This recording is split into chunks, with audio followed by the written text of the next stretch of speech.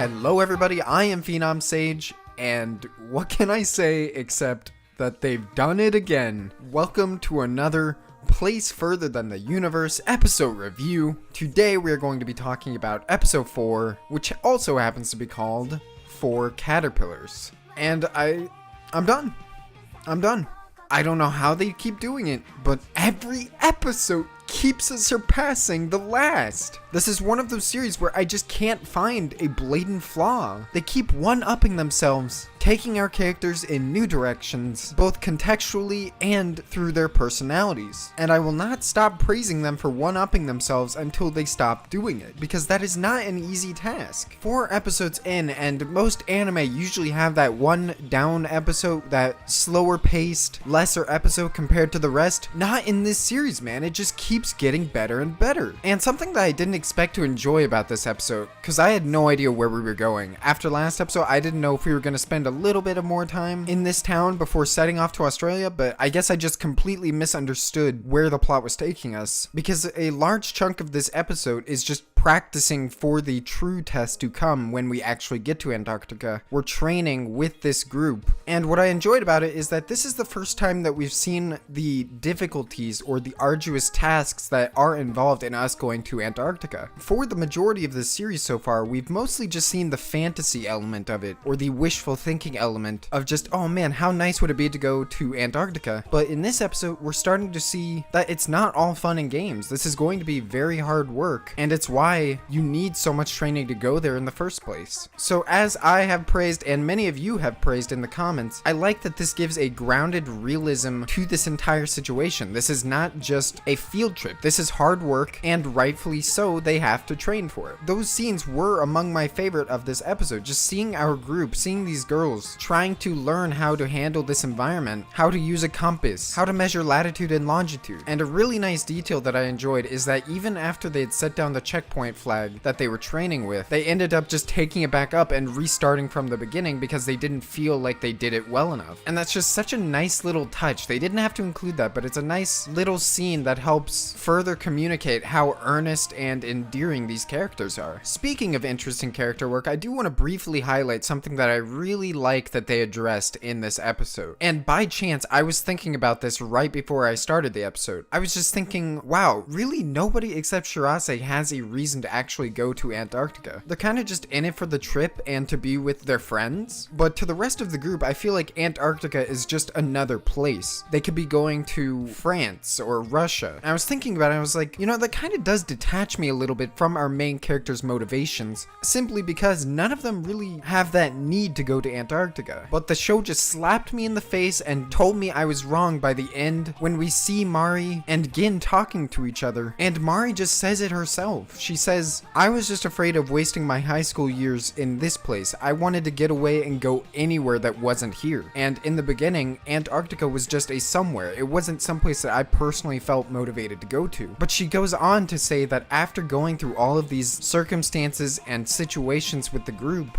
and learning about Shirase and her passion to go to Antarctica, that now Antarctica isn't just a somewhere, it's someplace that she wants to go exclusively. And I feel like you could probably say the same for the other characters. So I really enjoy that that was addressed, and it gives a lot more purpose to our entire group, especially by the end when Mari just says to them, I want to go with all of you. Oh my god, but now let's just talk about what I really want to talk about, and that is just the pure technical brilliance in the direction we see in this episode. I don't know if I was the only one getting these vibes, but the direction in this episode just felt even better than anything we've gotten in the series thus far. And particularly the focus on just wonderful communication of atmosphere and ambience through the editing, shot composition, dialogue. Everything just flows so naturally together and elevated a lot of the scenes and sequences in this episode to some of my favorites thus far. Probably my favorite is just the scene where they're all sleeping in the tent. Mari is antsy and she doesn't want to sleep, she just wants to talk to everybody. And just the way that this scene flows through the claustrophobia of each shot, the silence, and the way that it cuts between each character as they're talking, it just reminded me so much of my childhood days where I would be sleeping over at a friend's house and I couldn't sleep either, and I would just lay there saying random things trying to get somebody to talk. It's just so relatable and well done. done that, again, it just makes me care about these characters that much more. Hell, even something as simple as the scene where they're all getting into this minivan to drive to the training location, just a little detail of the minivan being cramped in the back because of all these papers and junk. It's just such a little detail that goes such a long way at making me remember situations that I've been in myself. And I'm sure many of you can relate to these scenes as well. Another scene that just handles this brilliantly is the scene where Mari is confronting her mother about getting permission to go on this trip. First off, I don't know necessarily what was going on here. I thought Mari was trying to get her permission, but it seems like she already had a form fake signed, so I don't know if she was just trying to hide it. Bad move on Mari's part.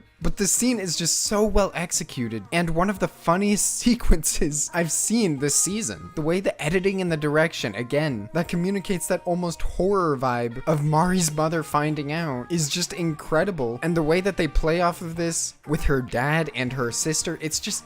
God, I love this show, man. I really do. And while the scene was mostly played for comedy, I do, again, like how they're going for this relatable and grounded approach to the progression of this story. They didn't even have to bother exploring Mari getting permission from her mother, and in the end it wasn't really a big deal, but it's just a little detail that reminds me of my youth when I needed to get permission to go on these trips. Let's get into some other brief things I want to talk about regarding the enjoyable aspects of this episode. For one, and I will say this every week to the end of my life, Hinata is best girl. She's best girl, and what I like about her, and I would bring Shirase in here as well, is how the series subverted your expectations about what these characters would be. In the beginning, you expect Shirase to be this very calm, collected, and mature character, but by episode 4, it's clear that she might be the silliest and most immature character in the entire group. And likewise with Hinata, I love how the series has slowly made it clear that Hinata is the level-headed and collected one. She always has those words of wisdom. She practically always knows what the right move is to do in a situation. And she's just the most sensible. And there's a brief interaction that really highlights this when Shirase is talking about her mother in the tent and just turns on her side because she's clearly upset, and Mari goes to reach for her, trying to console her, and Hinata just stops Mari because that's clearly not what she needs right now. So yeah, Hinata best girl, probably best girl of the season, I would say. I love her dearly. I brought up Shirase's mom, and I do want to pose a question to you guys regarding this, and I have my own thoughts, but I wonder why Shirase is so adamant about her mother still being alive in Antarctica, despite Gin, who is introduced in this episode, talking about her like she's dead, which you would assume she is if she went missing in Antarctica. And from Gin, we learn that she really isn't that connected with Shirase. I was expecting like maybe an aunt type figure that knew her since she was young, but that is not the case. They barely know each other than Gin coming to inform her